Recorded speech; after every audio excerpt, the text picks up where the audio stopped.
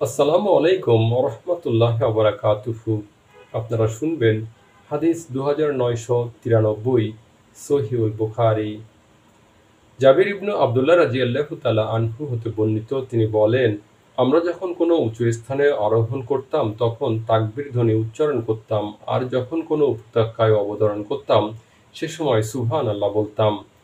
আপনারা শুনেছেন হাদিস 2993।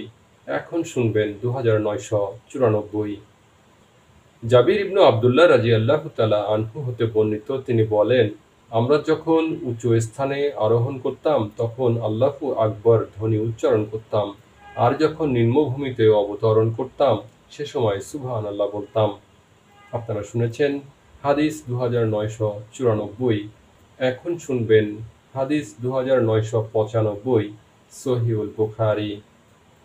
আব্দুল্লাহ ইবনু উমর রাদিয়াল্লাহু তাআলা আনহু হতে বর্ণিত, তিনি বলেন, আল্লাহ রসুল সাল্লাল্লাহু আলাইহি ওয়াসাল্লাম যখন হজ কিংবা উমরা থেকে ফিরতেন, বর্ণনাকারী বলেন, আমি জানি না নাকি এরূপ বলেছেন যে যখন জিহাদ থেকে ফিরতেন তখন তিনি খাঁটি অথবা প্রান্তরময় ভূমিতে পৌঁছে 3 বার আল্লাহু আকবার বলতেন, অতঃপর এই দোয়া পাঠ করতেন, আল্লাহ ছাড়া কোনো ইলাহ নেই, তিনি এক, তার কোনো শরীক নেই, কর্তৃত্ব তারই এবং প্রশংসা তারই, তিনি সকল বিষয়ে ক্ষমতাবান।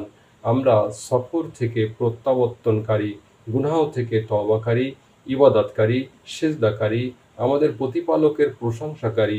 আল্লাহ তাআলা তার প্রতিশ্রুতি পূরণ করেছেন, তার বান্দাকে সাহায্য করেছেন, কাফির সৈন্যদলকে তিনি একাই পরাস্ত করেছেন। সালেহ রহমতুল্লাহ আলাইহি বলেন, আমি তাকে জিজ্ঞেস করলাম, আব্দুল্লাহ কি ইনশাল্লাহ বলেননি? তিনি বললেন না।